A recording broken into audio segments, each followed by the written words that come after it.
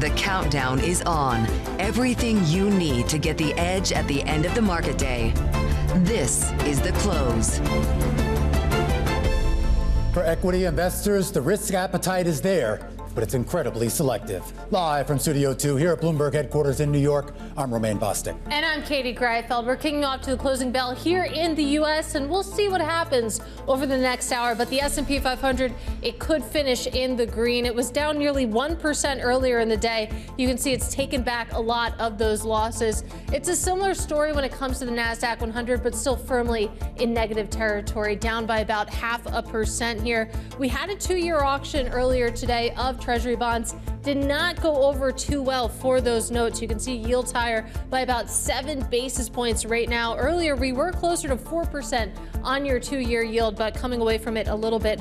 And then gold. This is a 10th straight day of losses for gold, Romaine. Somehow, that is a record daily losing streak. You love harping on gold, Katie Greifeld, but let's talk about the equity market because yesterday's short squeeze has become today's market test. The bids are coming in, but most of the buying has an idiosyncratic feel with names like Corning and Lumentum rallying on that AI build-out. U.S. natural gas companies like Cheniere and coal companies like Peabody, they're up on the prospect that the disruption of Persian Gulf commodity flows will indeed remain disrupted. In fact, a look at the sector group shows you the degree of defensive buying out there, with energy, materials, utilities, and consumer staples outperforming the broad market by a factor of 2 to 1. You're still in this high velocity phase of the conflict, and as a result of that, there is a case for being a bit more defensive. So we've been defensive. We shifted defensive pretty much a week after the conflict started. And I think the challenge you have is stagflationary shock. And some of the defensiveness today tied not only to the extending duration of the Iran war, but also to fresh evidence of the economic impact so far. Nation by nation purchasing manager indexes compiled by S&P Global, they showed declines in that composite that combines manufacturing and services. That includes contraction in Australia, in Japan, India, France, Germany, and in the UK. And here in the U.S., where PMIs are still in expansion, today's data for the world's largest economy, that landed below economists' projections. Adding to the stress, more evidence that investors are trying to pull their money from private credit funds, and more evidence that the AI rollout may be upending the software space. The IGV software ETF, that's dropping today by the most in about a month. And that's certainly restraining the bigger benchmarks that we're seeing in the NASDAQ 100, but also the S&P 500. And this is a period of time where people are paying attention to the technicals. So I thought we'd highlight here the 200-day moving average of the S&P 500. Of course, the big question yesterday with that relief rally was whether or not we were going to close above this yellow line. We did not do that. And you can see we've broken decisively below it right now, and we've stayed there. We haven't really done that since about May or so. So not quite a year, but nearly there, Romaine. So it's going to be interesting to see whether or not the technicals sort of overwhelm the fundamentals here, because we know that the fundamentals, and that gets back to the war, are very, very murky right now. Absolutely, and still a pretty tight correlation that we're seeing, reverse correlation between what we're seeing in the energy space and what we're seeing in equities as well, with Brent crude now camped out around $104 a barrel. Lizanne Sonders joins us now to kick us off to the close, Chief Investment Strategist over at Charles Schwab. And Lizanne, I do want to start with this interplay that we're seeing between where oil prices go and where the market decides it wants to go. We've seen a pretty clear-cut inverse correlation to a certain extent, although oil prices, we should say, stabilized a bit, but still elevated. How do you make? Yeah, so I think that inverse correlation, which has been unbelievably persistent since the onset of the war. If you look prior to the onset of the war, throughout the course of just this year, the first 2 months of the year, on any given day, you could have a positive correlation and negative correlation. I don't think that was because each market was trying to figure itself out. I think there were just many other things impacting markets. Energy was sort of a sideshow given $60 oil. Very, very different in this environment. I think that inverse correlation, although it can ebb and flow a little bit in its magnitude, I think is likely to persist. And until we have something a bit more definitive on not so much an end to the military conflict, but specifically an opening of the strait more significantly. And that seems to be where everyone's focus is at. I am curious, though, whether you are surprised by the fact that the market moves to the downside haven't been, I guess, extreme. I mean, the S&P, I think we're down 5% or so from the all-time high. But you would think, given the news cycle over the last 3.5, 4 weeks, we would have probably been down, 10% or more. Well, you have more sort of carnage, if you want to call it that, under the surface of the indexes. I put this on my Twitter feed every morning. I've been writing and speaking about this a lot, that you have to look below the layer of the cap-weighted indexes. You're right, S&P only down about 5%. The maximum drawdown for the S&P year-to-date is only 7%, but the average member has had a maximum drawdown of 17% just year-to-date, and it's even more extreme for the NASDAQ. At the index level, the NASDAQ's maximum drawdown has been 9%, so getting close to correction territory. It is for the Russell 2000, but the average member within the NASDAQ has had more than a 30% drawdown. So you've had these corrections via a process of rotation and churn. By the way, that's not a bad way to go through a process of a corrective phase, whether it's reflecting the fundamental change as it relates to oil, whether it's valuation excess or technically overbought conditions or valuation excess, and it happens via a process of rotation. I think everybody would choose that as opposed to the NASDAQ dropping by 31% in one fell swoop. And listen, I'd love to talk about how people are trading this market, because you highlight in your notes that ETFs as a share of overall volume here have really ticked higher. And that's something we often see when it comes to volatility. And I wonder, what the implications are that in terms of, what this means for what's outperforming or what correlations look like. Yeah, so far in the month of March, you've seen ETFs as a share of daily trading volume jump up to about 38%. I think persistence is ultimately the key, because what that would suggest is a continuation of what we've seen to a mild degree, which is a pickup in correlations and a decline in dispersion. And that had been a positive underpinning for the market prior to the onset of the war. We were seeing low correlations and high dispersion, equal weight doing very well relative to cap-weighted, opportunity presenting itself for active managers relative to passive managers. But now we're in this backdrop where ETF trading, even of passive ETFs, rapid fire trading by active traders, that kind of throws a wrinkle into how we think about market behavior. And if it persists, again, could mean that the correlation / dispersion backdrop has changed relative to what we had during the first 2 months of the year.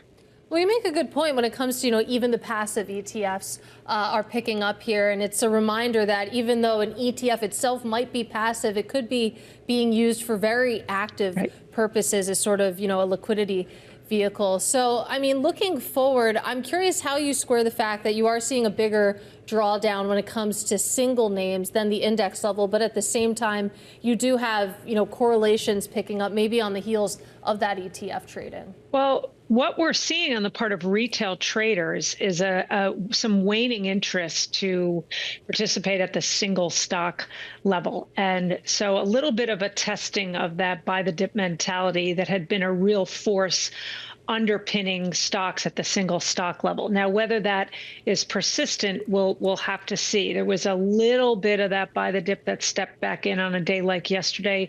But in general, and I look at the research from Vanda, which has really, really great research on what these individual shorter term trading cohorts are doing. And we have seen a little bit of a pullback in the interest in individual equities by that retail trader cohort. I am curious, though, Lizanne. We're almost at the end of the month, or at the end of the quarter, I should say. So in about maybe 3 weeks' time or so, we're going to start to get earnings out of a lot of companies. Yeah. Some of that will reflect the potential impact from the war in Iran, but more importantly, the forecasts going forward. I haven't seen much movement yet on anyone's earnings forecasts, at least in aggregate for the S&P just yet. Will that come? So that's a great and interesting question, Romaine. You're right. We haven't seen it yet. Now, we have seen estimates go up for the energy sector. That's the ultimate duh. But we've also seen estimates go up quite markedly for the technology sector. And that's obviously separate from what's going on with the war, but also largely a function of big upward revisions to two stocks estimates, Micron and Oracle. A little bit of an increase in estimates for materials, but not much movement elsewhere. And I think we may still be premature in terms of when analysts feel like their feet are to the fire to make any estimate changes as it relates to the war impact. But as we get closer to the start of reporting season, then the pressure is on.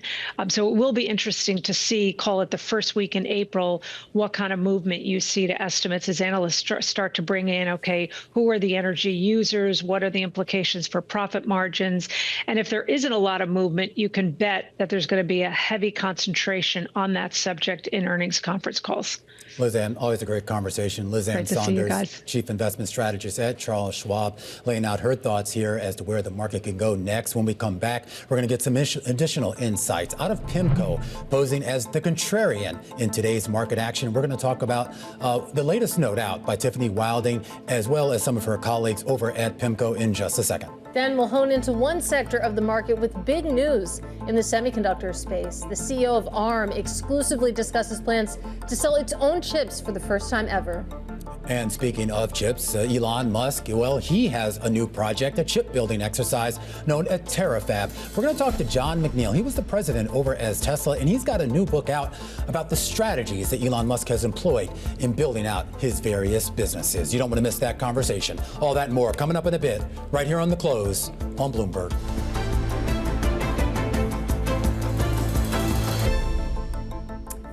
PIMCO out with a contrarian view on the market, saying that the hawkish shift in traders' interest rate expectations in response to the Iran war has created, quote, opportunities to invest against the prevailing narrative.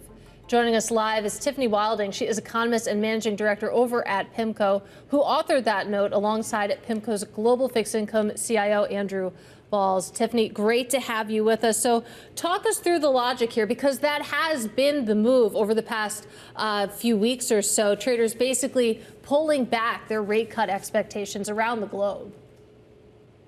Yeah, I mean, so we think the market's first and primary focus here is on the implications of inflation, of higher energy prices.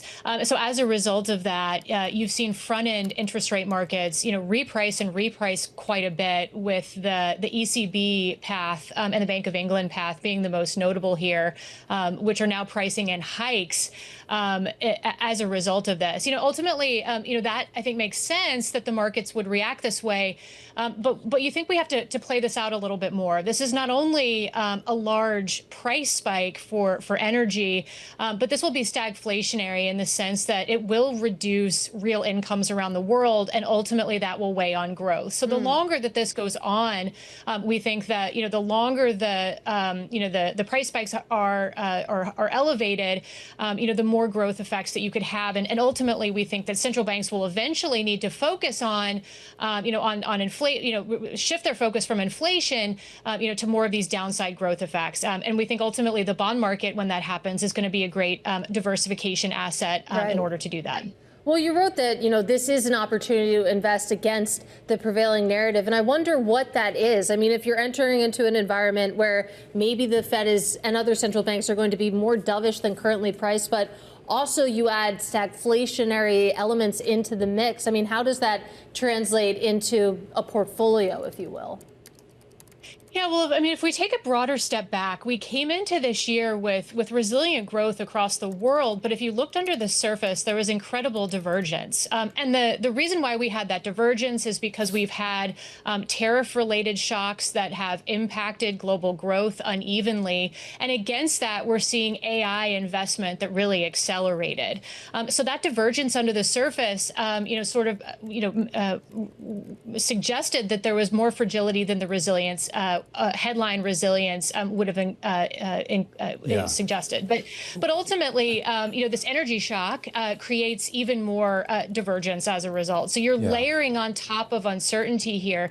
And the bond market, again, relative to equities and credit, when you have uncertain environments, should be a diversification asset and should start to garner a premium for that diversification benefit. I am curious, though, Tiffany, about why we haven't seen a little bit more movement in some of the break-even measures, the idea of what inflation expectations are longer term. Is the sense here that whatever increase that we might see in inflation, that will be relatively short-lived, and that's maybe why it's not showing up? Yeah, I mean, so it depends on where you look on the break-even curve. So, one year in, break-evens and inflation swaps have really priced higher as a result of this. But you don't see that if you look at longer-term inflation expectations. In the U.S. market, if you look at five-year break-evens, they're actually down a little bit. So ultimately, we think this speaks to the broader points that we're making, which is this should be a relatively short-lived shock, and ultimately, to the extent that it weighs on growth, weighs on the labor markets, that will reduce so-called second round effects, and ultimately that will keep longer-term inflation expectations anchored. Is there any concern about the idea that we are going to see maybe a little bit more economic pain in Europe, certainly in Asia, as a result of that? And would that have any reverberations on us here, the world's largest economy, or are we sort of, to a certain extent, walled off from that? Well, so the U.S. has shifted its energy production status over time. So we used to be an energy importer. Now we're a net exporter. So that does buffer the United States from some of this. But nevertheless, the global supply chains are very global. And what happens in Asia, for example, doesn't just stay in Asia. And the bottom line for that is that we think petrochemicals and other other energy from the Gulf is really powering Asian manufacturing. And so a more prolonged disruption in energy does have the potential to reverberate through global supply chains, and have some more disruption in Asia. That will spill over into the United States as well as elsewhere. Europe obviously is also very impacted by this. Global gas LNG prices are up quite a bit as well, and Europe does source a lot of that from the Middle East. All right, Tiffany, I have to leave it there. Tiffany Wilding, Managing Director and Economist over at PIMCO, a closer look here at the potential economic ripple effects from the war in Iran. Meanwhile, we want to go to two scoops in the consumer technology space. One involves Apple, said to be testing a standalone app for its Siri voice assistant, and the other involves Amazon buying the humanoid robot maker Fauna Robotics. Mark Gurman was the man who broke that news on both of those stories. He leads our consumer tech coverage here at Bloomberg, and he joins us right now. Mark, I'm going to start off with the humanoid robot here. I don't know exactly what Amazon's paying for it, but if I want one of these robots, it's 50 grand, and according to your reporting, it can give me high fives, shake hands, wave, and crawl. I hope it can do more than that for 50 grand. Why is Amazon buying this? Well, this is one of the more advanced and friendlier or, human-like humanoid robots on the market right now. It's not a mass consumer device. The $50,000 price tag is for researchers, scientists, businesses who may want to buy these things, try it out, and develop for it, believing this is going to become a major consumer product to be placed in homes and offices and what have you.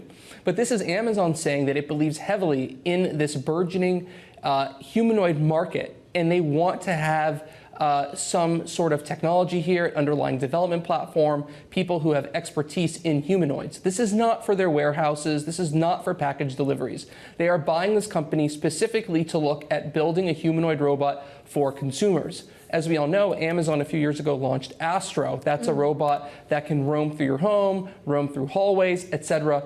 This is, as you explained, far more advanced. It acts like a human. It's about 3.5 feet tall. It can give you high fives. It can dance. It can walk around. It can follow you. Wow. When people talk about the future of robotics, this is what they're referring to. But can it love you, Mark? I don't expect you to answer that question. I actually want to move on to your Apple scoop because that hit the wire in the last few minutes or so. Apple testing a standalone app for its Siri voice assistant and a new Ask Siri feature. How does this fit into the company's broader AI overhaul?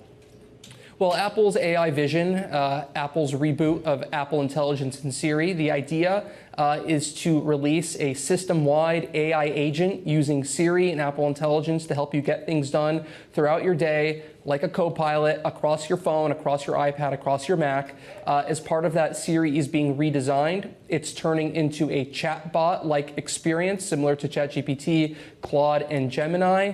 The other aspects here is they're adding a new Write with Siri button to the keyboard, which is going to include writing tools and other AIification of text input. There's a new Ask Siri button across the system, so you can plug basically anything you're doing into Siri to get additional information and to act on it. It will be able to get your personal information, leverage what you're seeing on your screen. One of the big things is also in testing that is a Siri app, so a dedicated app that you can jump into. Obviously, the ChatGPT app is one of the most popular apps, so it makes sense that Apple will be going in this direction. And also can serve as a central place for AI on your iPhone. All right, got to leave it there. Mark Gurman, who leads our consumer tech coverage. Two scoops, one involving Amazon and one involving Apple. We continue our coverage here on Bloomberg Television with a look at some of the big movers on the back of analyst recommendations. And we start off with Ralph Lauren, Citi upgrading the apparel maker to buy with a $400 price target. The analyst saying the company's efforts to elevate the brand have driven strong performance. Those shares up for a second straight day. Next up, Microsoft, Bank of America, reinstating coverage with a buy and a $500 target. The firm calling Microsoft a primary beneficiary of AI monetization, given its ability to capitalize across both infrastructure and applications. The shares, though, down for the 8th time in the past 10 sessions. And finally, Alaska Air, initiation over at BMO with an outperform and a $50 price target. Despite the uncertainty on near-term fuel costs, the analyst actually says that Alaska Air's management is executing a clear strategic framework. Those shares down fractionally on the day after rallying about 5% yesterday. And those are some of our top calls. We are going to stay in the airline space because joining us right now, talk a little bit more about what's going on is Sheila Kahyaoglu. She joins us to talk a little bit more about what we've been seeing in the travel space, and more importantly, with this big spike that we've seen in oil prices and in jet fuel. We've heard from a couple of these airline executives, including Scott Kirby earlier this morning. They seem to be pretty intent on this idea that they have room to raise fares. They're insanely bullish. Yeah. It actually scares me how bullish airlines are, and BMO coming out with a buy rating. I'm like, fuel where it is, $100 a barrel. We put out a note today saying that at $100 a barrel, a flight from New York City to Orlando is actually a 12% margin loss for these folks if they're not raising price. What we've heard from an airline today, they've had 3 fare increases, 2 domestic, 1 international. The first fare increase was $10, so on an absolute basis, not significant. They saw a major network carrier follow suit, and others have been lagging. And then the second fare increase, Southwest put out a 40% fare sale yesterday, which, running our math, you're going from a 12% loss to an even bigger loss. So I don't know how you could possibly continue to do that. If you want to be an airline bull, you say Delta and United keep taking share from everybody, because if folks like Southwest are going to add capacity and lose money, then eventually it'll be a non-profitable solution for them. Right. I was wondering how business travel factors into this, because, I mean, if you think about, airlines having to increase their fares here, maybe that's good for margins. At a certain point, I would have to imagine there's an element of demand destruction there for normal travelers, but business maybe a little bit more resilient in that environment? I think business remains resilient.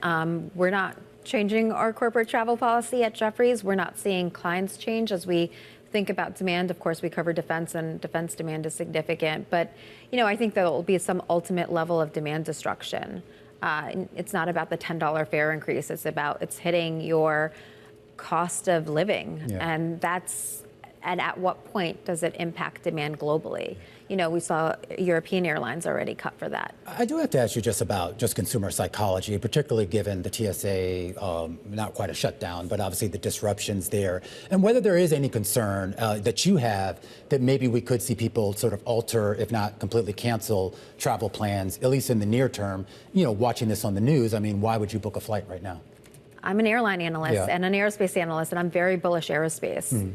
But the staffing shortages, not necessarily air traffic control, but what's going on with the TSA and funding that's not there, it's unfortunate, and it's hurtful to those employees. So I think do the airlines? I mean, I know they don't have control over that, but are they concerned? Have they been lobbying the administration? We've heard Scott Kirby at Bastion be very vocal about putting funding forward and trying to be helpful. And I think the airlines want travel to be safe, and they want it to be really good. But, thinking back last year with the DC incident and yesterday with LaGuardia, where I was, it just I think last year we saw an impact on travel for American and the airlines associated with that. So, I have to imagine the 3-hour TSA lines are not helping. The incidents are not helping. So everybody wants aerospace and airlines to work. rising fuel is not helping. So I think airlines have a lot of headwinds going against them right now, and they need the administration to help at least what they can. All right, Sheila, have to have you back soon for a longer conversation. Sheila Kahyaoglu, she is, of course, a senior airlines equity research analyst over at Jefferies. Now, coming up, an exclusive interview with Rene Haas, the CEO of ARM, about the firm's AI future and how they're planning to claim a bigger piece of the massive spend there. This is The Close on Bloomberg. 3:30 p.m. here in New York. This is the countdown to The Close. I'm Romaine Bostick. And I'm Katie Greifeld, keeping an eye on these markets, but also following big news in the semi space, and that is that ARM will begin selling its own chips for the first time in attempts to cash in on the massive capex that companies are putting towards AI. Now, Taiwan Semi will help produce those chips, and Meta has already put in its bid to be the firm's first major customer. For more, let's go to Bloomberg Tech Europe host Tom McKenzie and the CEO of ARM, Rene Haas, who joins him exclusively. Tom, over to you. Thank you very much indeed. Yes, very pleased to say I'm joined now by the CEO of ARM. And as you outlined for us, a major shift for this company then. Rene Haas, thank you very much indeed for your time. You've gone from a company selling IP, selling the blueprints to your customers, to a company now that for the first time in its history will be designing and making chips. It's a significant moment. How significant is it, and why move in this direction? Thank you, Tom. It is a very big day for ARM. There's no doubt about that. We've been an IP provider since we started. We started selling compute subsystems a few years ago, which was sort of the next step, but it's not a physical thing. But as we grew into the CSS business, we had customers that kept asking for more and more and more. And here we are today with ARM's first chip product, the ARM AGI CPU, which Meta is our lead partner for, and Meta asked us to do it with them, so we did. Talk to me about Meta and the partnership then. One of your customers, OpenAI, also a customer. What are the commitments from Meta, from OpenAI, to take this chip on board? When do you start shipping? So as Mohammed said, it's available now, and we'll start shipping at the end of this year. We're not saying anything publicly about the volumes associated with it, but they are material enough that we have to start talking about the product because it's going to start showing up on our revenue this year. The revenue starts showing up this year, and in your presentation earlier here in San Francisco, you talked about potentially just this one revenue stream, just this one part of the business, potentially $100 billion by 2030. Talk us through how you get to that $100 billion. So we're looking here then, Tom, at the general purpose CPU TAM, which today in 2026 is about $60 billion, $70 billion, depending on your maths. I talked about agentic AI driving a 4x CPU workload even today. So $60 billion going to $100 billion by the end of the decade in terms of market opportunity is not really that much of a stretch. How much of this is about that huge demand we're seeing, particularly here in Silicon Valley, for agentic AI? How much of this is aligned to that shift? I think you have something key that's underpinning everything, and that's the demand for compute, period. And compute has been perceived in AI about just generating tokens. But those tokens need to be distributed, managed, orchestrated, scheduled. That's all work that only CPUs can do. So the more and more compute that drives agentic AI drives huge, huge CPU demand, which is great for the product we just announced today. The other number that you announced was $1 trillion, and that's the entire business by 2030. You were a $4 billion revenue company in 2025, and you're looking at $1 trillion potentially by 2030. Just to unpack that for us, how do you get to $1 trillion potentially by 2030? Yeah, so what I showed there was a TAM, total available market, of $1 trillion by the end of the decade. And I showed a picture that had some other die photographs of things that we could do with the tagline, we're not stopping here. So more to come, but today is all about the ARM AGI CPU. More to come. So you have the pipeline of CPUs. Do you move into GPUs? What else is involved in more to come? The compute demand for AI is off the charts, and ARM is at the heart of literally every AI compute workload. So we have a lot of different ways to go address that. Can you give me some detail, Rene, in terms of revenues in the next 12 to 24 months coming from this product? So we're going to be talking about it a little bit later, but the market potential for this product is game-changing for the company. It puts us in a whole different zip code relative to the size of market we can address and the kind of revenues we can drive from it. Does it come at the cost of margins? the spend on R&D? Is that the pain point potentially? So one of the things to think about when you get into the chip business is the margin, gross margin percentage may be less, but the gross margin dollars may be much, much larger. So if you think about, let's use the TAM example. $3 billion TAM, 95% gross margin, you'd call that $2.8 billion. Take a $100 billion TAM and apply a 50% gross margin, you're at $50 billion. So $50 billion of gross margin versus slightly under 3. So percentages less, dollars much, much, much more. The critics might say the hyperscalers are doing custom silicon. Jensen Huang talked about CPUs, their own CPUs, that maybe ARM is late to the game. Are you late on this? No, I don't think we're late at all. And I think if you just look at what we've seen with agentic AI and the fact that CPUs are being seen again as first-class customers, it's a proof point that there is going to be huge demand for this product. And by the way, Tom, it's not just in the data center. As I talked about, ARM is the heart of physical AI. We're the heart of autonomous vehicles. We're at the heart of mobile phones, edge devices that fit inside your ear, wearables. That all needs compute in a very big way with AI. This is bad news for Intel, presumably. I don't know if it's bad news for Intel. I think it's good news for the market that really needs to have extra performance at the same power. So I think for customers who need that extra performance but don't want to spend more in power, it's really good for them. There was a time when ARM was characterized as the Switzerland of the semiconductor industry, neutrality. Can you really claim to be neutral now that you have your own fully designed manufactured chip? I think so.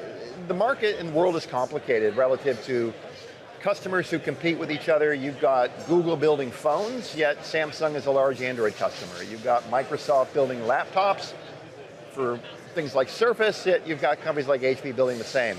The thing to keep in mind is why ARM building chips is beneficial is that it lifts all boats for the ecosystem. The better the software is on ARM, anyone building an ARM-based chip can benefit from that opportunity. At GTC, Jensen Huang, NVIDIA, at their annual conference outlined the picture for inference. And they've obviously bought the IP and the licensing around Grok, which plays a big role in inference, the way we interact with these models, the questions and the answers. Do we move now from a place where this is less about training and more about inference? And what does that mean? Does that mean more demand for your products or less demand as we start to shift from training to inference? Well, I think that the shift to training the shift to inference from training is an intellectually obvious one, right? The more models that are trained, the more sophisticated they are, the greater the demand to actually use them. So as workloads shift more and more to needing inference, I think, again, all boats go up. I think we're not done yet with training by any stretch of imagination, but with inference, you're really servicing the models that have been created. So I think both demands go up, which again is good for ARM. I want to zoom out a little bit to what's happening geopolitically. The Middle East, the war in Iran. What is that supply chain impact having on your customers in terms of their ability to operate in this environment? I've not heard anything yet. I've read about things in the news about that space, but when I think about customers coming to us or looking at our financials and saying, oh my gosh, we're going to see some impact due to what's going on in the Middle East, we're not seeing it. When it comes to memory, high bandwidth memory, NAND, and other parts of the memory space, massive supply shortages, do you see a contraction of the smartphone market this year? Memory is going to be tough to get, period. I think it's going to be a driver of growth for the industry, but to the point we were talking about, more and more of these inference models, more and more compute, means demand for a lot of memory. So do I think smartphones are going to go down? I don't have a good projection on what that looks like, but I do think that the memory supply cycle is going to be pretty tight. It remains pretty tight until when do you see that tightness in particularly HBM memory, high bandwidth memory tightness? When do you see that being resolved? Yeah, how many more years of this? I think the memory market is going to be a tough market if you listen to SK Hynix or Samsung or Micron.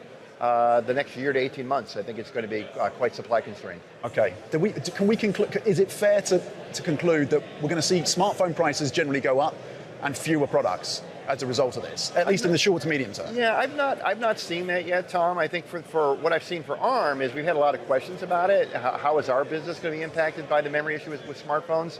And because we've gone to CSS and much higher royalty rates, even a reduction of 15 to 20% in smartphone volume has probably a 1% to 2% impact on our royalties, and that's just because of the mix of where we play.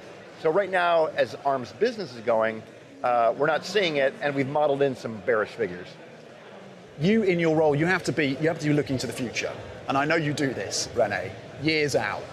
Jensen Huang has talked about this. Elon Musk has talked about this. Jeff Bezos has talked about this. Data centers in space. Do you take that seriously, Rene? And are you and the team looking maybe at servicing at some point with your CPUs, with your architecture, data centers in space? I think it's quite real. There's some huge benefits you get from it. One of the obvious ones just being power.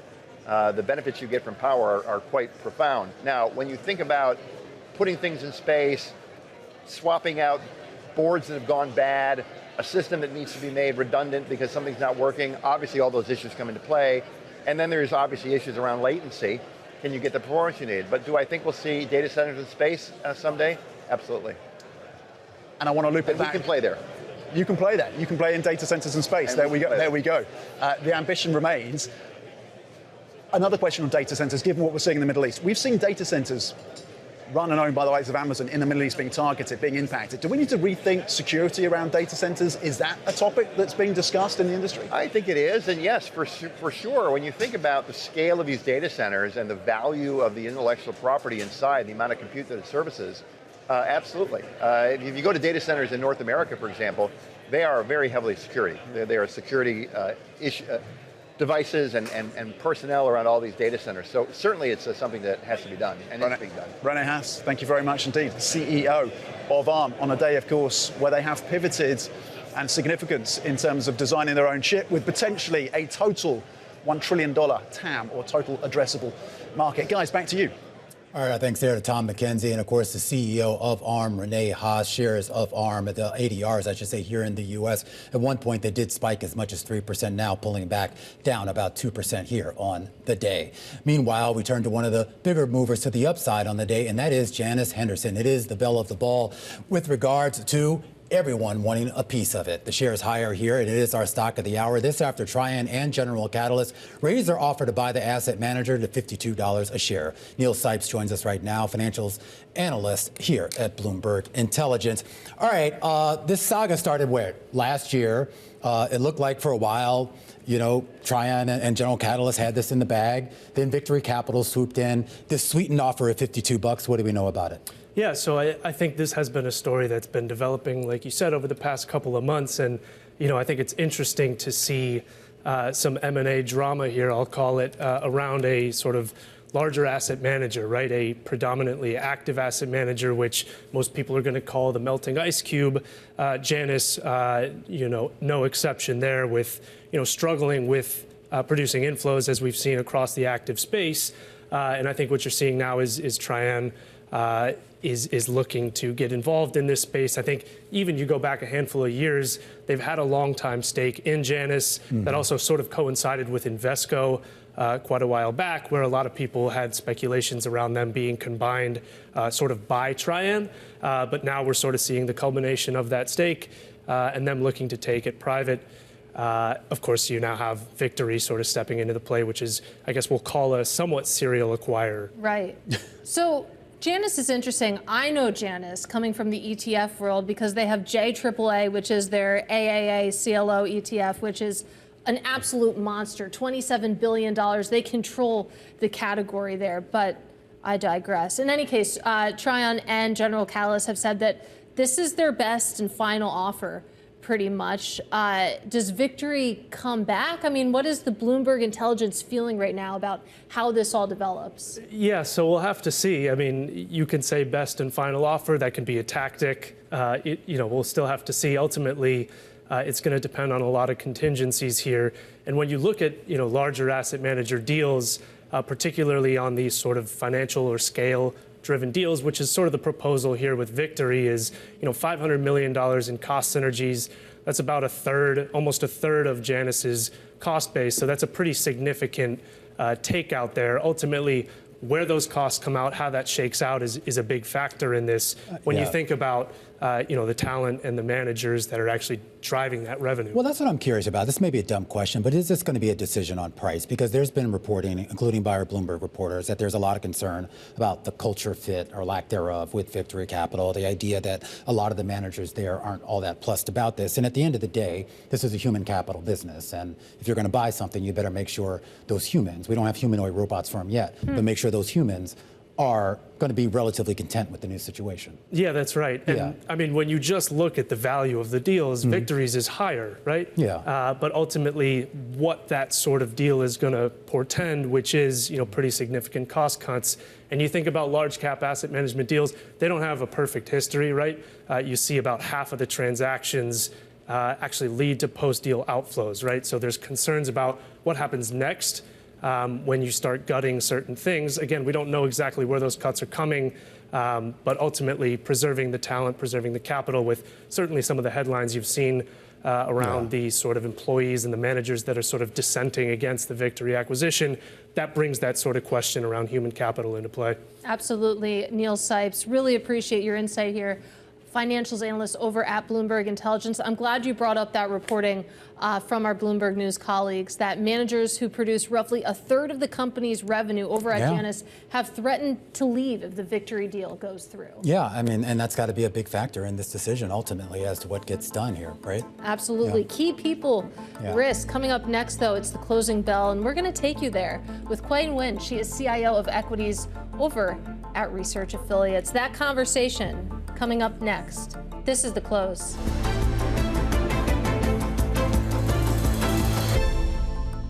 We may still be premature in terms of when analysts feel like their feet are to the fire to make any estimate changes as it relates to the war impact. But as we get closer to the start of reporting season, then the pressure is on.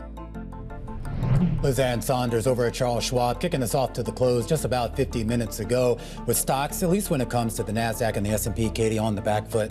But you are seeing some bids coming into the Russell 2000. Yeah, absolutely. The Russell 2000 outperforming today, but everything I selected today is kind of a dud there. Nice job. Nice job, Katie. The S&P 500, it's off session lows. Looks like we're going to finish in the red, a little bit more when it comes to big tech. But look at the bottom of the screen. It gets really interesting. Yeah, I know you've been harping on this with the big drop that we've seen in precious metals, particularly in gold after that phenomenal ride. Inflation? Yeah. I don't know. But it gets to the question, too, and it's interesting, too, because I was looking at that dichotomy where you see the Russell get a bid. Obviously, a lot of energy stocks baked into the Russell 2000. And if you look at a relative rotation graph on the S&P 500, it's like basically everyone's just buying energy materials and things that potentially benefit from a prolonged disruption of commodity flows. Yeah, definitely. That would obviously benefit certain indexes over others, such as the S&P 500, in favor of the Russell. We'll see how long that lasts, though, because you think about Fed bets and where they're going, basically people pulling back their rate cut expectations. That's what's been coming through in the 2-year yield, which I had up on the board as well. And then you couple today's pretty ugly auction and that sell-off in the bond market resuming. Absolutely resuming. In fact, that drop in yields we saw yesterday pretty much negated today as we move closer to these closing bells with just about 8 minutes to go. Nguyen joins us here in Studio 2, CIO of Equities at Research Affiliates. And Nguyen, I am curious, given what's transpired over the last 3.5 weeks or so with the war in Iran, has that shifted at all any of your thinking about what you see as an attractive investment opportunity? Well, obviously, yes, because the war is actually bringing us closer to the brink of inflation. And the opportunity for central banks all over the world to ease is really limited now that we have higher inflation. And so what you're getting is just a less rosy outlook for equities in general. But the opportunities for us, which we saw in the non-US, I think here has taken a pause. And assuming that you don't think this war is going to drag on forever, once the oil starts flowing again, I think Europe, certain emerging markets are going to continue to see outperformance. Well, I am curious about that. I mean, we got those purchasing manager index numbers from across the globe today on a composite basis. Basically, everything over there in Europe was down in contraction. The U.S. still in expansion, but we did see it come in below estimates here. And I guess the question is the economic ripple effects. Will they not be long lasting? I mean, assuming this ends within the next few weeks? Yeah, so if this ends in the next few weeks, I do think that you will see continued economic expansion. I think in in Europe, one of the things that's sort of interesting is that their fiscal balances are healthier than ours. And so they could try to stimulate coming out of this.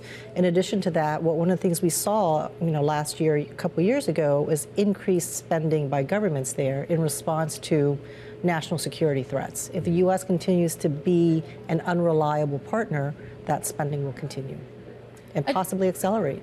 I also do want to get your perspective on the small caps and what we're seeing there, because you mentioned, globally, you're going to see a situation where central banks haven't been or won't be able to ease maybe as much as had been expected. That story absolutely applies to the U.S. as well. What does that mean for the small caps? Because there's competing narratives, as Romain mentioned. I mean, they do have a higher percentage of those energy names than the S&P 500, for example. So short term, that bounce with energy, materials related, certain cyclical sectors that benefits small caps. But long term, these are companies that tend to have weaker balance sheets. Higher interest rates are not going to be helpful. Yeah, absolutely. And I mean, that drag from higher interest rates, would you expect to see it most acutely in the smaller size companies out there? Or, how does that sort of translate into the larger names as well? So definitely companies that have weaker balance sheets are going to suffer. That's one of the things that we always take a look at in our active strategies, is when you're investing in small companies, what does the balance sheet look like? Do they have resilience? Are they a low quality or high quality stock that happens to be cheap? But I think all of it is really going to be depending on, what's in the price, what is it priced for, and are these companies going to continue to be able to deliver earnings? I am curious, when you look at value stocks as a basket, and I know that's not necessarily how you always look at it at research affiliates, it's more on a single stock basis, but there's been a lot of talk about the come down that we've seen in multiples, and the idea that on a historical basis that things are still relatively expensive. Are you finding that? So it depends on what index you're looking at, right? So if you're looking at something that's a standard value index, yes, some of these companies do look relatively expensive, especially relative to their growth prospects. But if you were to look at the fundamental index, which is how we view value, you will find that, yes, the valuations are roughly what you get in a standard value index, but the growth prospects are much better. And so on a PE to growth or valuation relative to growth basis, the fundamental index still actually looks very, very interesting. On the topic of valuations, I do want to get your thoughts on what is going on with gold, because, I mean, if it stays lower today, a record losing streak when it comes to gold, it's kind of blowing my mind. And I wonder, how much of that is just a function of the fantastic 2025 that gold had and, a fantastic start to 2026 as well. Sure. I mean, I think a lot of that has to do with the whole de-dollarization, right? And so now what you're finding is that when the bombs are flying, everybody wants to be in the bunker that is the United States. And so the de-dollarization flows have stopped. We probably see some central banks stop buying gold. But having said that, I do think that this disruption to energy, this disruption to global trade is going to result in higher spending by governments as well as higher inflation. And I think people are casting about for what to do about that. Gold and silver right now are not the answer just because they're so expensive. But I do think that there could be some room in here for crypto to rebound. Crypto, really? Yes. Oh, well, tell me more. So one of the things that you'll notice is that crypto tends to trade like a risk asset, right? So when things are going well, they go up. When things are going badly, they go down. So last year, they had a really horrible end to the year. And it was really because people were overbought, everybody's starting to sell. It looked like the support that the Trump administration was giving it wasn't really materializing. But one of the things I think is sort of interesting is that when you look at the Iran situation, what you would think is equities go down, bonds go down, and so of course crypto goes down. But instead what you see is crypto kind of bouncing around at the bottom. And so from a technical perspective, that could be an indication that all the sellers are gone. And so when things start to renormalize, there could be some upside for crypto as people start to look for things that are inflation resistant, we'll call it. All right, Coy, we have to leave it there. Coy Nguyen, CIO of Equities over at Research Affiliates. Bitcoin right now camped out just below 70,000. A mixed day in the equity market. A full breakdown starts right now.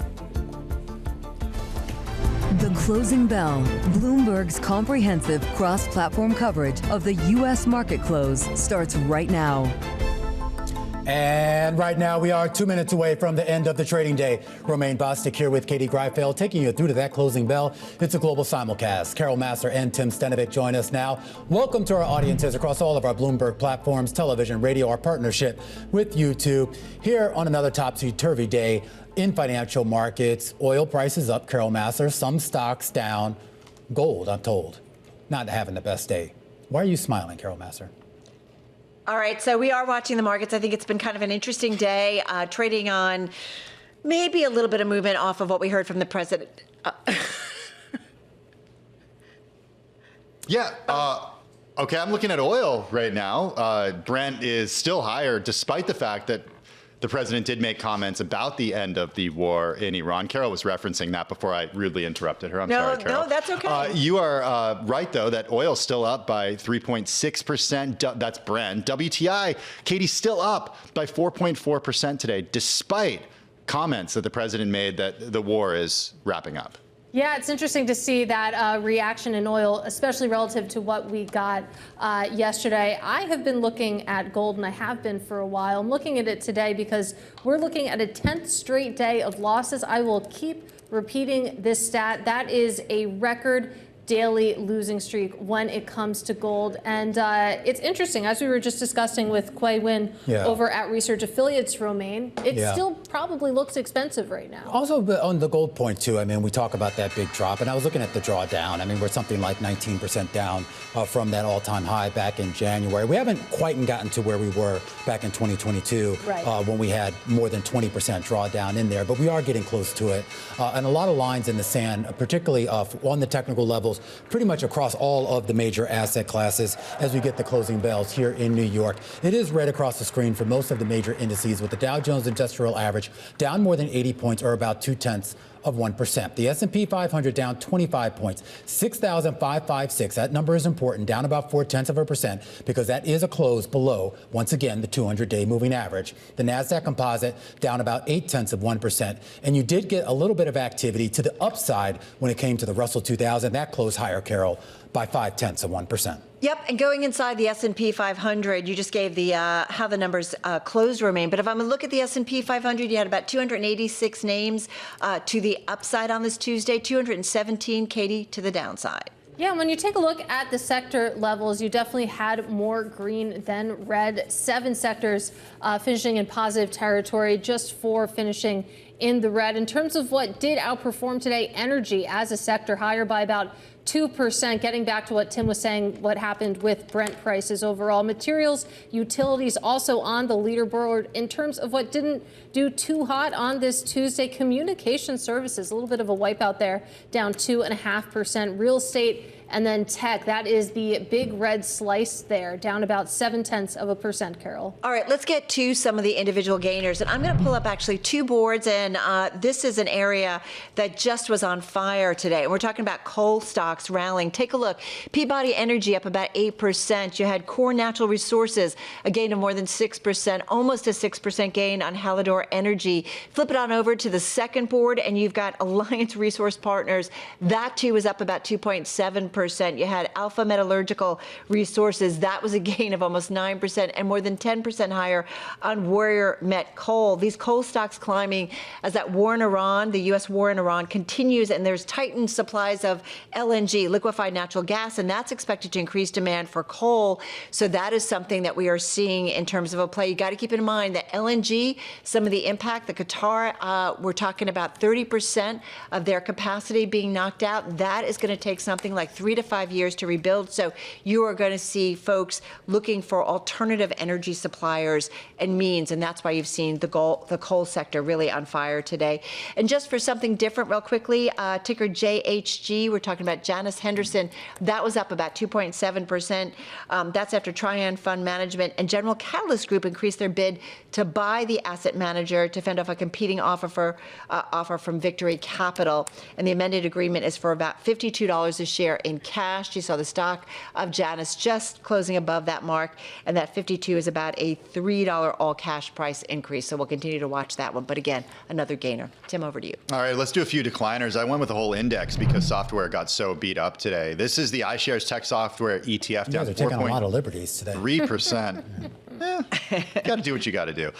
This after the information reported that AWS is developing an AI agent to automate some functions for sales, business development, and other groups that have been targeted in some sweeping job cuts. The agent being developed by AWS handles some of the workload of thousands of tech specialists in areas like cybersecurity and server networking. That's according to the report in the information. So we saw software stocks fall and remain lower throughout the day, down 4.3% for the iShares Tech Software ETF. Also, taking a look at what happened with shares of Uber today. They fell as the rideshare giant was reported to be in talks to acquire the German premium chauffeur services provider Blacklane. This is according to Manager Magazine. Exact details are unknown, but the company's valuation is likely to be in the high three-digit million euro range. That's according to sources close to Blacklane, according to Manager Magazine. Uber down today by about 3.7%. And finally, Circle Internet Group. This is the one that just soared after the IPO. What's going on? This is pretty wild. Down more than 20% today. It actually fell by more than 22% before bouncing off those lows. Worst day ever, partly as a result of potential changes to stablecoin regulation, but mostly too about concerns about a competitor. So Tether said today that it entered into a formal agreement with a Big Four accounting firm to complete its first full audit, creating speculation that the company could be preparing to move into the U.S. This according to a senior equity research analyst at Moness. Analysts believe also proposed changes to legislation could reduce incentives for holders to maintain balances in tokens rather than bank deposits, so make it more attractive to go back to the banks, less attractive to hold in stablecoins, which would affect Circle's revenue as well. All right, let's take a quick look at where we stand in the yield space here. We actually did see pretty much an erasure of that drop in yields yesterday with almost parallel shift higher in the yield curve, though more activity, more selling that we saw on the 2-year yield, an increase of about 7 basis points on the day. The longer end 30-year yields up about 3 to 4 basis points. Meanwhile, we do have some earnings, this coming from GameStop. Not a lot of details, but let me bring you the numbers that we do have. Fourth quarter net sales coming in at $1.1 billion. That is a decline of about 14% year over year. We're also getting adjusted EPS in at 49 cents. No comparison there. Also news coming through that GameStop won't be holding a conference call. I was going to say I would just look forward to the conference call later for GameStop. Look for some detail there. Which you're not they never do anymore. So interesting though, the share is moving a lot after hours. They were down as much as 5%, but taking back some of those declines right now, Tim. So I don't know, maybe that conference call. Traders after hours, not too disappointed here. I guess if you don't have to do a conference call, why do one? I don't know. But this is kind of par for the course for GameStop. Shares down in the after hours, down by about 1%. All right. So we won't be looking for headlines off of that call. Stock is, though, up almost 14% year to date, and it's about 16% of the float is short. Hey, Romain, we did this story for you, actually, because we've been looking at all of those TSA lines that are happening around the country. Yes. And flyers are trying to figure out, do I get to the airport 2 hours, 3 hours, 6 hours ahead of time? Some are finding they need to give it that much time. Others are finding they get there and they're like, oh, the wait isn't so bad. Well, the reason we want to do this for Romain is because he had a real life experience with this over the weekend. Well, first of all, slow your roll here because I actually have to fly tomorrow. Sorry. I'm a little nervous, and I've been intensely checking the TSA wait times at Newark Airport, which for some reason I have to fly out. Have you considered driving? It might be faster. Yeah. I mean, if you're going to wait in line for 3 to 4 hours, surprisingly, Newark for a change actually isn't the worst out there. Believe it or not, I think that's down. What time is your flight? Maybe we can do a live call-in from you. I was just thinking you could zoom in from the airport. Yeah. Give us an update. Yeah, I do want to point out though, if you're at the Philadelphia airport, do you know what the longest line is there right now? No. It's for the cheesesteaks. Apparently, they decided that today would be the best day to set the Guinness World Record for the longest line of cheesesteaks. 1,200 feet of meat, cheese, and bread. Enough to cover 4 football fields, was laid out across the airport's B&C connector. And you want to know what? What? Yeah. It still wasn't as long as the TSA line. Oh, too bad. Oh, that sounds so sad. All right, guys, that is a wrap. Cheesesteak. Do you like cheesesteak? Katie, you went to college in Pennsylvania. Yeah, it's not for me. Okay. I love a good cheesesteak. It's All right. not for you? Not What? for me. No eggs, Okay. Let's go home. What? All right. All right. Cheesesteak? On that, That kind Do you of even know fizzled what a out there. cheesesteak is?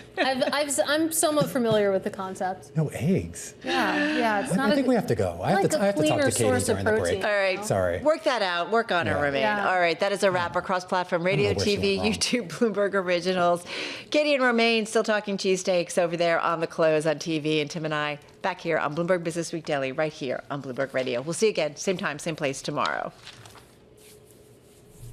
And our coverage continues here on Bloomberg Television, a deeper dive into the fixed income market and where you should position yourself along that curve. A conversation up ahead with Matt Wrzesniewsky, Vanguard head of fixed income client portfolio management. That's coming up next, right here on The Close.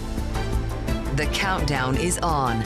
Everything you need to get the edge at the end of the market day. This is The Close.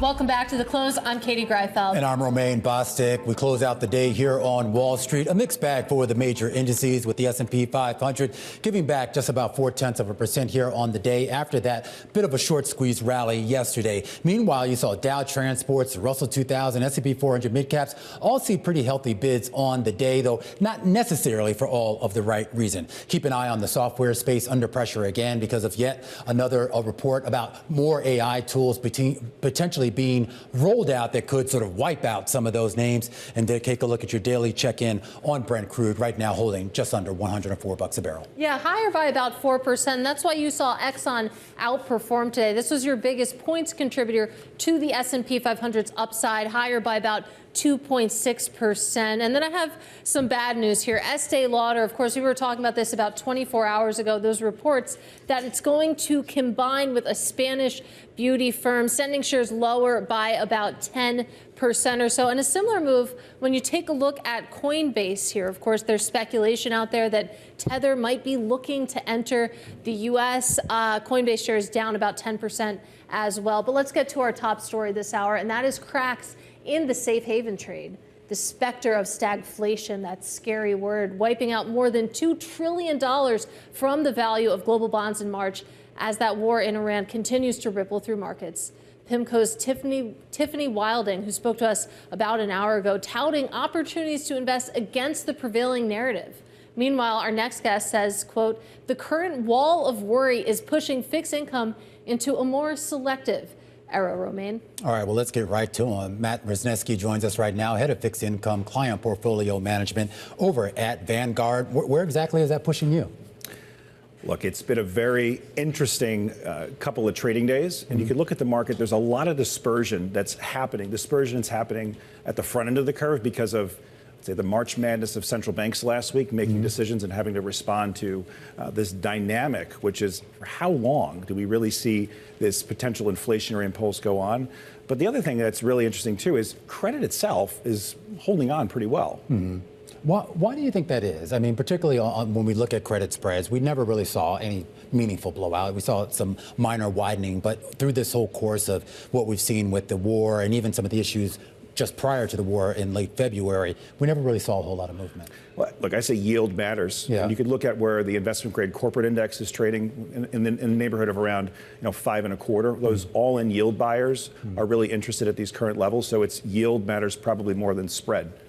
That's interesting. I feel like that has been the case for a while, that you've had folks more focused on the yield levels that they can get rather than spreads, which have been pretty tight for a while. I do want to get your thoughts on the read through from what we're seeing in private credit, some of the agita that's going on there, whether or not you're going to start to see that show up in the public debt markets as well.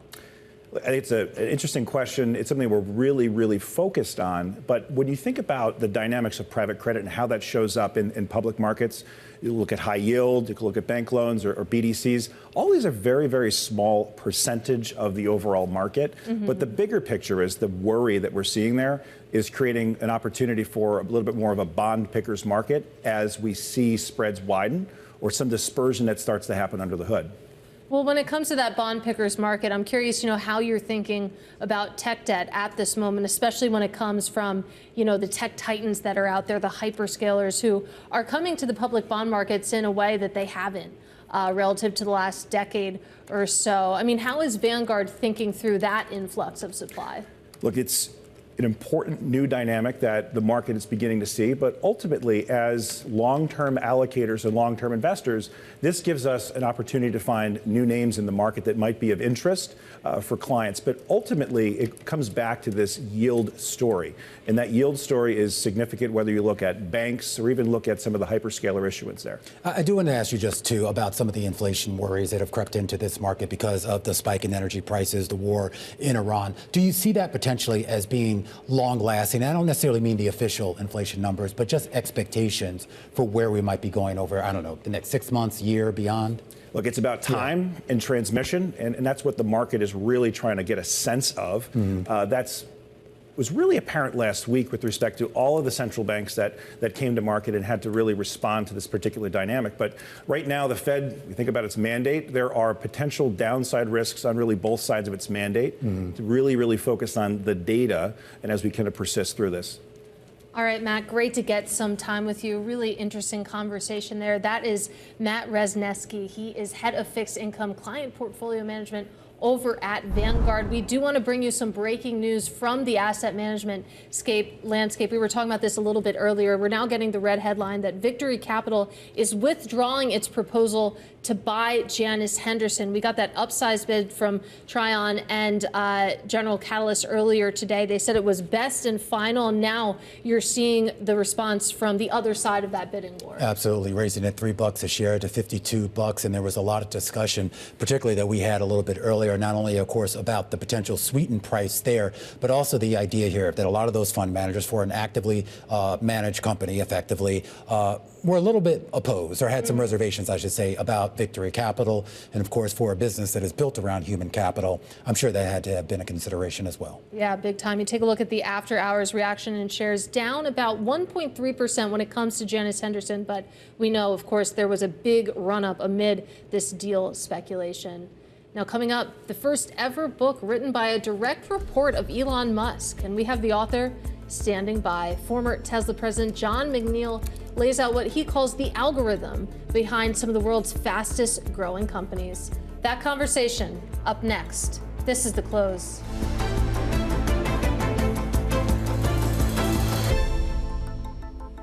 Well, let's get back to that breaking news. Victory Capital withdrawing its offer for Janus Henderson just moments ago. We're joined live now by Bloomberg's Loukia Gyftopoulou, who, of course, has been covering this story closely. So we saw that sweetened offer from Trion and General Catalyst, and now we're seeing the response from Victory Capital. What do we know so far?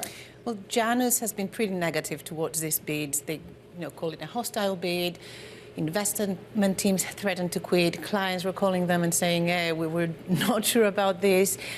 Victory insisted, they upped their bid, and now suddenly they withdraw after Trion's offer this morning. So, it seems at least what Janus wanted. But it's been a pretty dramatic bidding war for this asset manager. So, Loukia, what's the next step here? When do we finally get a final vote on this and some resolution? I think mid-April 16th of April, I think, was the deadline for the vote. So I think this is what's going to happen now. And, Trion is the biggest shareholder of Janus. They have more than 20%, so they will be voting for their own bid. And, it just remains to be seen whether the rest of the shareholders will follow. And talk to us a little bit about what this bidding war was about, Janus Henderson's fundamentals here. They have had a lot of success when it comes to their ETF lineup, but the business overall, give us a lay of the land. So Janus it was created through a merger in 2017, and then they went through a long time of continuous outflows, investment teams leaving. They went through a lot until Ali Dabach took over in 2022, and then a while later he kind of somehow managed to turn things around. They now are in inflows for a while. I think things feel pretty stable there, and this is probably one of the things that upset the investment teams and who kind of felt the need to write letters to the board and to the exec saying, we might walk if this goes through. All right, Loukia Gyftopoulou with the breaking news here. Janus Henderson and Trion and General Catalyst apparently coming to an agreement at $52 a share. This after we got word that Victory Capital has dropped out of the running for the bid. Meanwhile, we want to turn our attention right now to Elon Musk, of course, the CEO of Tesla.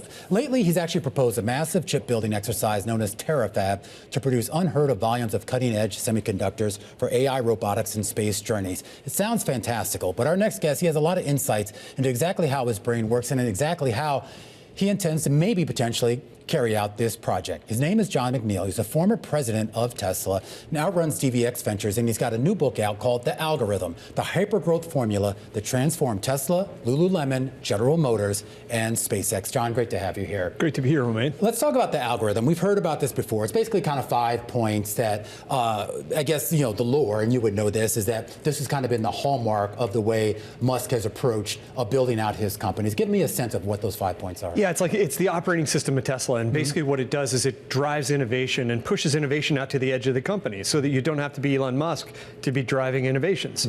And so it's a basic framework that we use. Question every requirement, delete every step you can, then manually run a process, speed it up, and this sounds surprising, but automate last. And that's surprising for technologists to say, but that's actually what makes it work. I'm surprised about that too. And I can understand how that might apply to a Tesla or SpaceX. We mentioned Lululemon in there. That kind of threw me for a loop. How does that apply there? Well, you think about product manufacturing or product development, there's a lot of automation that happens, but until you've optimized a process, putting automation into it is like pouring concrete around it. So you don't want to do that until you really have the process nailed. And talk to us a little bit about, the process of writing this book. I have to imagine, a lot of research went into this as well as your own experience. So just talk us through a little bit how it came together. Yeah, probably the first question I got is, do you have to be Elon to do this? And so I decided to tell the story through the eyes of the people that were actually doing the work. So there are dozens of examples of frontline people who are actually applying this operating system to drive innovation. And the point is, you don't have to be Elon. Like, you can do this small business, large business, car business, space business, apparel business. This works across industries and it works across company sizes too. Yeah, I mean, it is an evocative question. Do you have to be Elon Musk? And maybe you don't have to be, but I mean, what value is there in having a CEO or a founder, who is thinking those big thoughts and then translating it to the team who is, actually executing on it? Yeah, what Elon really concentrates on is the 1 or 2 or 3 existential issues to a business. And so the opening example you gave of the Terafab is a current example. If you can't get chips for satellites and rockets and cars and AI, that's an existential issue for those 4 businesses. So what do you do? And he starts to say, hey, let me just ask a question. Let's question whether we have to buy these chips from others or can we produce them ourselves? The idea, though, too, I mean, and particularly on the first and second point, which there's been some criticism, not only what Elon Musk has done, but of what a lot of folks in the tech industry has done. You go back to the old days of the move fast and break something or whatever the phrase was here.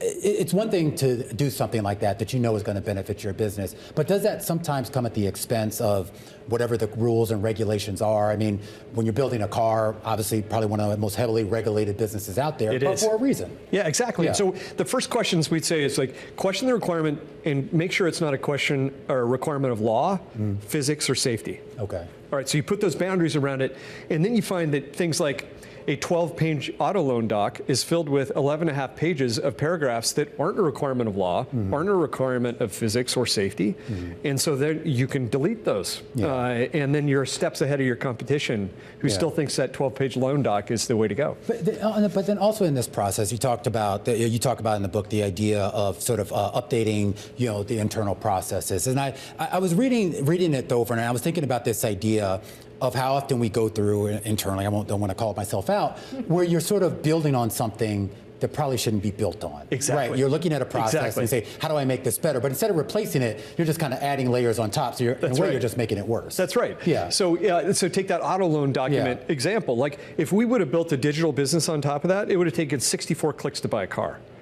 So we took that out, and it takes 10 clicks to buy a car.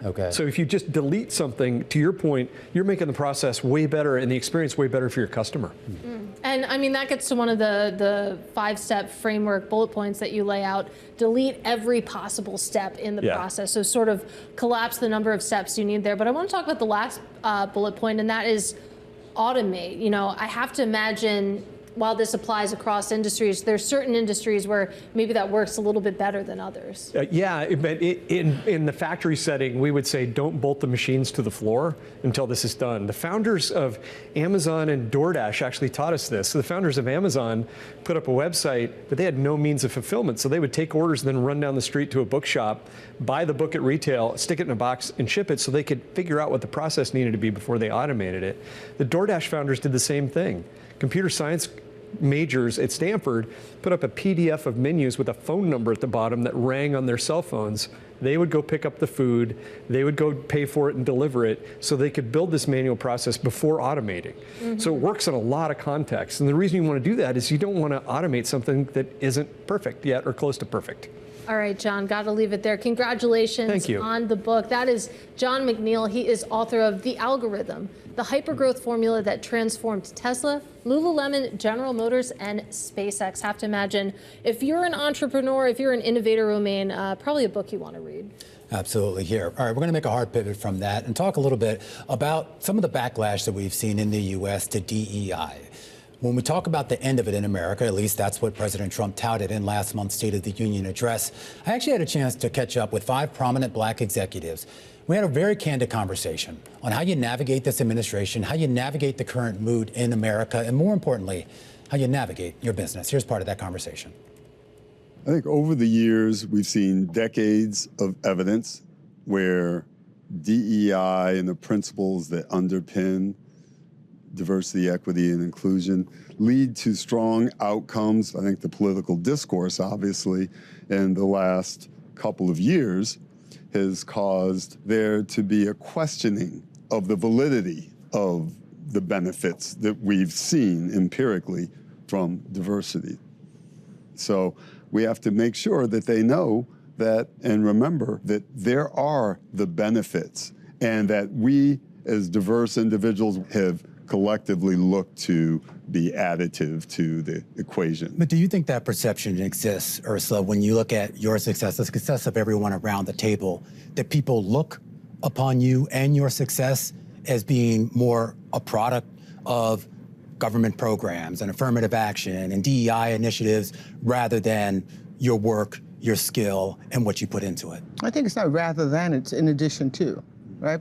There's no doubt, based on the way that Black people, women, brown people, poorer people have been treated in this nation from the beginning of time, that we've been denied some of the fundamental rights that we should be afforded.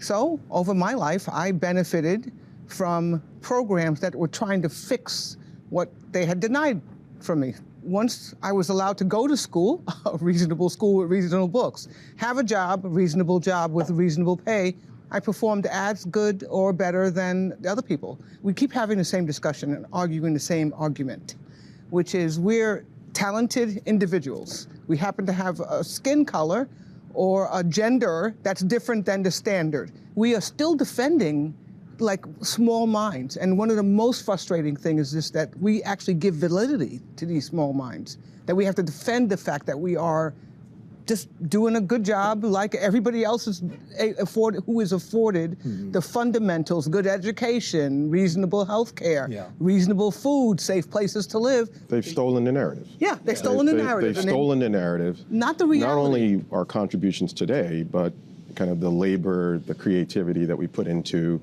making this country what it is. And so when you hear about this whole concept of making America great, again, I feel like they stole something from us. Yeah. Right? Because we were very much a part of making America what it is today. But I think you make a very valid point. We make advancements, and then we hit one of these periods where we have to deal with the backlash and the retribution, whether it was post-slavery, whether it was Reconstruction, whether it was Jim Crow. Now I think we pay a little bit of a price for the advancements we've made more recently. When you really think about it, right? They've got reason to be worried in their mind.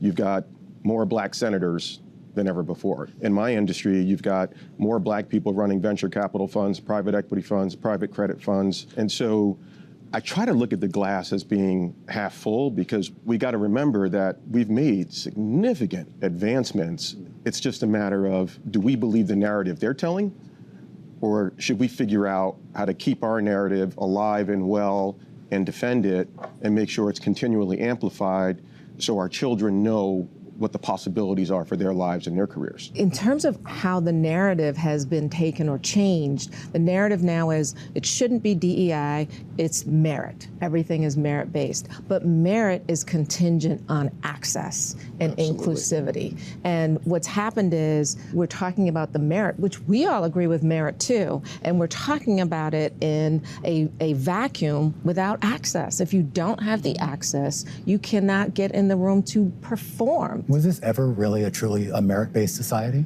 Never. No. Never. No. And I think in these moments, there's a sort of a wish to make oneself small. I hear this all the time in executive search. Let me just keep my head down in this very toxic culture. I'm hanging on to the CEO title. I'm just going to hang in there, until this passes. And, it's just not realistic.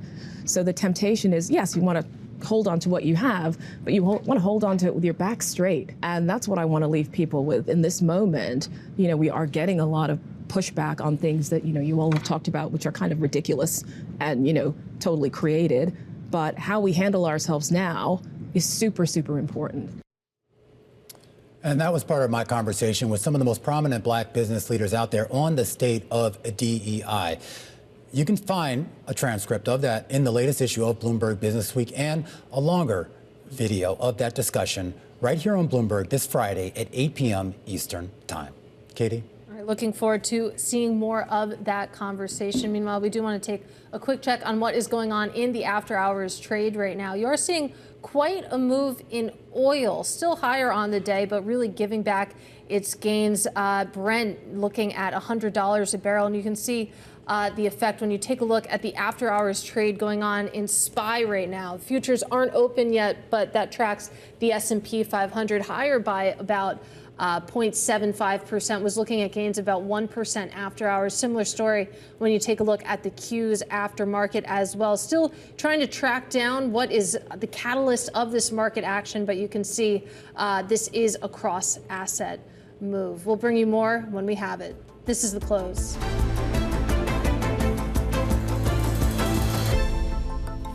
All right, we want to talk a little bit about the entertainment business. We've been tracking the evolution of it, including right here in New York. The Tribeca Film Festival is unveiling its list of speakers for its Tribeca X initiative. It's focused on brand storytelling, and that will take place during the festival here in June. It's a cross-section of entertainers and executives, and we had a chance to catch up with one of those entertainers who appropriately is named Cedric the Entertainer. I had a chance to sit down with him. We also talked about Netflix's K-pop Demon Hunters, and we also had the CEO of Tribeca Enterprises, Rebecca Glashow. Take a listen. It's been 25 years of continued growth. So not only do we feature independent film, but television, podcasting, online innovation, immersive programming. It's an incredible storytelling platform. And then, of course, we've got 2 days in the middle of it where we bring brands together for Tribeca X. Why Tribeca X? So why was that your Well, I mean, one is just, it's New York. I mean, you're in the city, you're in the hub of where it all goes down. And, if you could make it there, you can make it anywhere, of course. I don't know if you know those words. I've heard them before. Maybe I thought I wrote them, but no. But no, it is that. And of course, like I say, the festival itself has just grown to where, again, you just emerge with technology, with gamers, with so many other aspects of what the entertainment business offers. It just puts us in a great opportunity to be express what it is that we're doing with our business. And that's what I am curious, Rebecca, as to kind of where you want to take Tribeca as a company and as it sort of expands, and obviously these brand partnerships and obviously just the platforming of these brands is a big step forward. But where much further do you want to go? Absolutely. Well, I mean, Tribeca X, as Cedric has said so well, it's the opportunity to bring brands together with storytellers, as well as CMOs, right in the middle of the festival, right? So it's not a separate event. We're really saying brands play a central role in the evolution of our storytelling, both obviously in funding it, but also how they connect with audiences. You know, they want brands like your own brands to resonate with audience, and there's an expectation of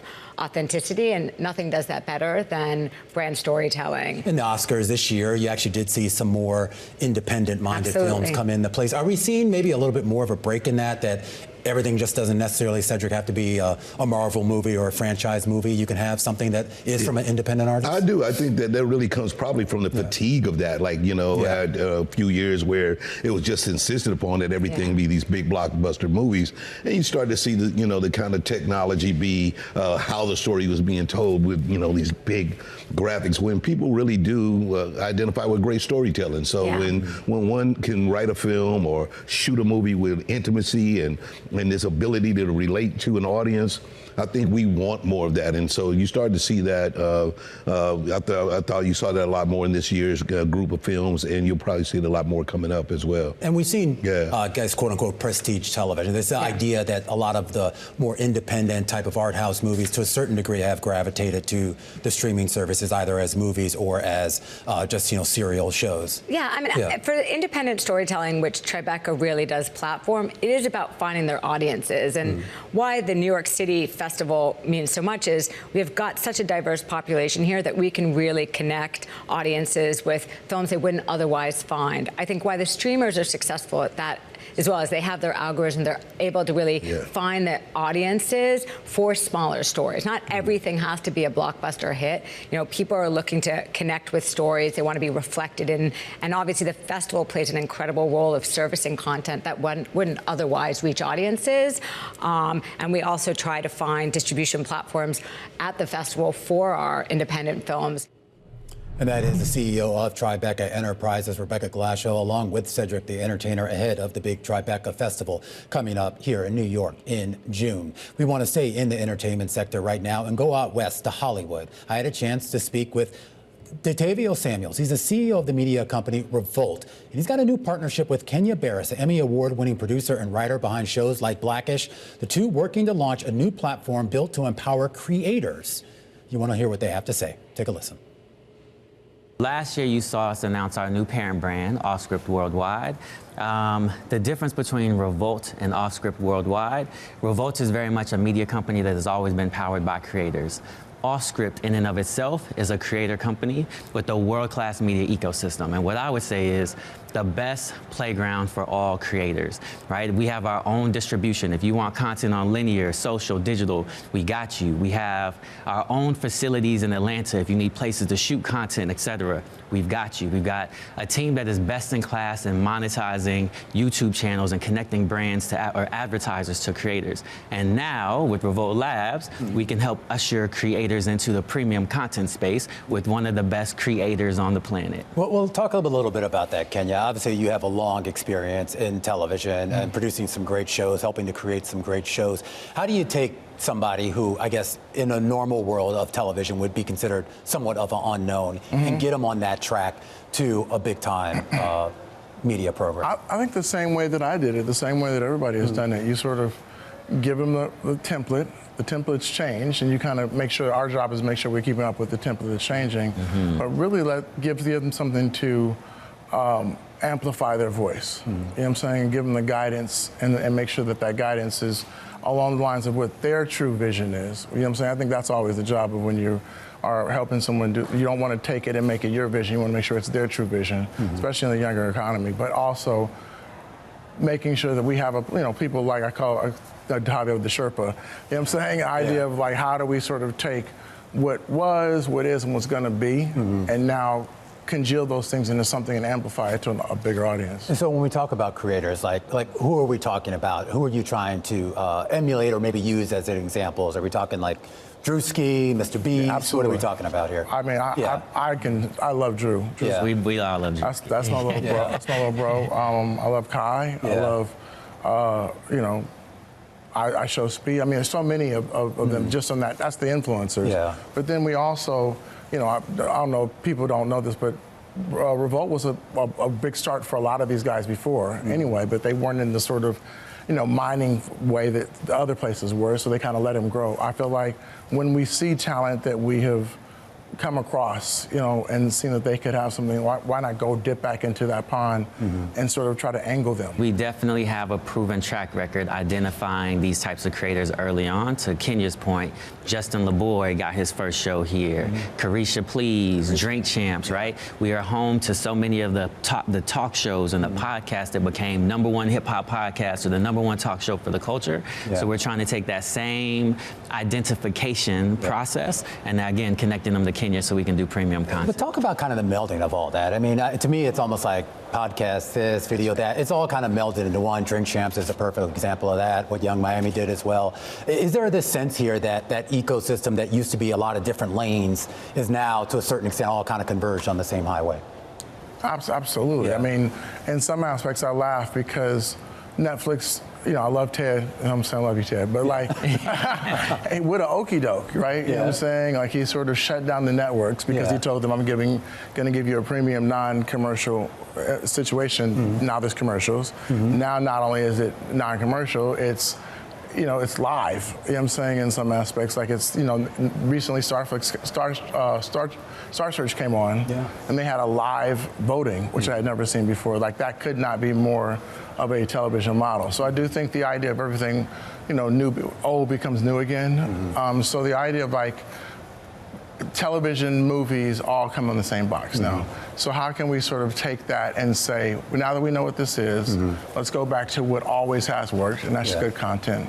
Yeah, I mean, you mentioned Ted. I assume you're referring to Ted Sarandos and Netflix. I mean, you had a partnership with Netflix for some time here. Is that sort of the model for the future, or is that more the model for today? It's a derivative model that we can learn from, you know what I'm saying? But I think what we're trying to do is something new. Something different. Yeah. I think that's really an important part of this, is like one of the things that's for so many of us, not just of color, but just when you're getting into it, having ownership, you know what I'm saying, is one of the things that we really feel like is going to be hopefully something that draws people to us, is that we feel like this is an ownership-based model, where we're not trying to, take everything for ourselves. We want everyone to feel like we want to be partners with them. Is that so? The idea is that the support you're offering is, to a certain degree, still comes with a degree of independence for the creator. Yeah, without question. We know that that's what creators want, and we know that that's the gap in terms of what they have access to. So today they have massive audiences. They're dominating everything from TikTok to YouTube to Instagram,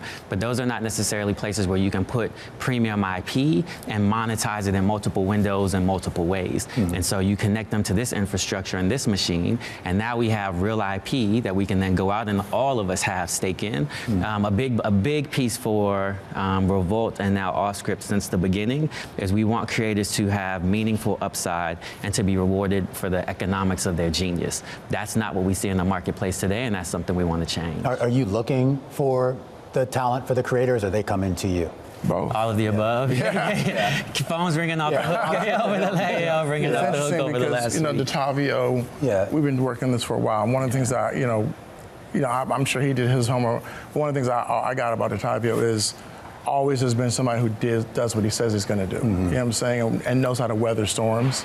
That storm weathering can knock a lot of us out. But he got into a situation where now what he had been doing for so long, brand marketing and brand integration is a really big part of what the next part of this is going to be. And that's what they have been living by. And so I feel like to bring that to a creator content environment and now not have to wait for your 100 episodes to get syndication, you're now seeing a much quicker road to capitalization, you know what I'm saying, than ever before. But distribution is a big part of that. I mean, the traditional way of going through the linear networks or the cable networks, I mean, we've seen a huge pullback, particularly in unscripted programming that's being greenlit by some of these companies.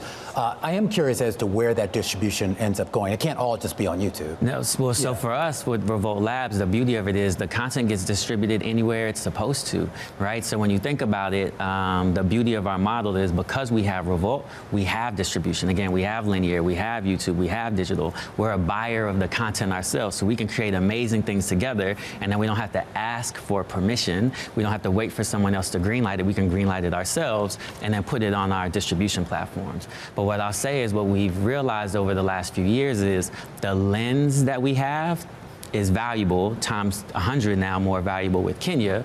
That lens has helped us build Revolt, the dopest brand for the culture. It has helped us build some award-winning, really incredible content for brand partners and advertisers. And we fundamentally believe that lens will be useful for streamers and other cable networks, right? And so for us, this is also not just a way to program our own channels, but a way to shift from being only the destination to now being a source for premium content. And people are still embracing the culture? Oh, 1,000%. Yeah. And the audiences, look, the money is always going to flow to where the audiences are. Yes. And without question, the culture is still influencing global culture, driving American culture. When you look at Revolt Sports, 3 Black Dot, when you look at any of our media properties right now, social engagement is through the roof, YouTube is through the roof. And so we don't have any questions. The culture is still very much here and present and showing up for us. And that was Detavio Samuels, the CEO of Offscript Worldwide and Revolt, alongside Kenya Barris, of course, the producer and creator of Blackish, who is now vice chair of Revolt Labs, a new project designed to create the next new crop of content creators. But we need to turn back to the markets right now. Katie, a lot of volatility here in the post-market. Absolutely. Let's bring you a pair of headlines. The first coming from Israel's Channel 12, citing sources on the U.S. approach to Iran talks that the U.S. is seeking a 1-month ceasefire to hold talks with Iran. And then this breaking from the New York Times that the U.S. is said to have sent Iran a plan to end the war here. The specifics unclear, also unclear whether or not Iran would even be receptive to that. But you can see the reaction after hours. Yeah, apparently, according to the New York Times, a 15-point plan that apparently was delivered via Pakistan, which has become a bit of a middleman here in the process. But we would just point out, just a few minutes ago, we saw a huge spike in some of the ETFs that are still trading, the broad market ETFs, a huge spike lower in oil prices. So some of those gains and losses are now moderating just a little bit here. But you see a market here that really wants to see if there is going to be some resolution. Yeah, it's going to be fascinating to see how this trade develops overnight, how it's received, of course, by investors in Asia and then in Europe. When it comes to that New York Times reporting, they do point out that it's not clear also whether Israel, which has been bombing Iran together with the U.S., is on board with this proposal. Again, we don't know specifics, but the New York Times reporting some of the broad outlines pertaining to Iran's ballistic missile and nuclear programs. No surprise there. Yeah, it'll be interesting to see if we can even get talks underway, because every time, the president has talked about bringing this to an end, and then, of course, we're still getting reports of missiles flying back and forth, either from Israel to Iran or Iran to Israel or other Arab states out there. So the idea here that we kind of need everybody on the same page here. We have not heard from the Iranians yet on this. We haven't really heard officially from the Israelis either, other than a report by their Channel 12 service saying that there was sort of some concept of a plan out there on the table. Yeah, absolutely. Hoping to get more details here. I will point out that we heard from President Trump on Friday saying that he does not want to do a ceasefire with Iran. Obviously, a lot can change in 4 days in wartime, and apparently, according to Israel's Channel 12, that specific point has changed. Absolutely. Well, we should point out right now, oil just kind of holding where it is right now, not much of gains and losses. And you are seeing the SPY ETF as well as the triple Qs tracking the NASDAQ higher here as we move closer to 5 p.m. Eastern time. We're going to set you up for what to watch over the next 24 hours when we come back. Stick with us. This is Bloomberg.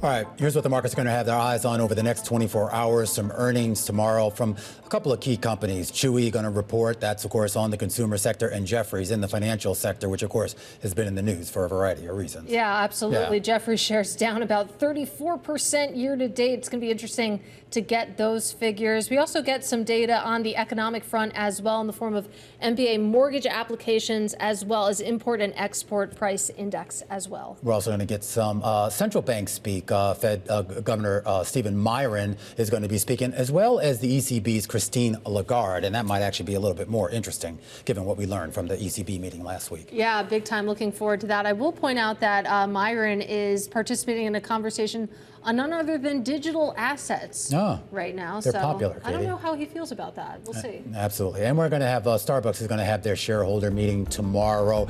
Most of the votes relatively routine on board members separating CEO chair, but some union and labor issues that they're also going to have to address as well. We'll cover all that for you right here on The Close tomorrow.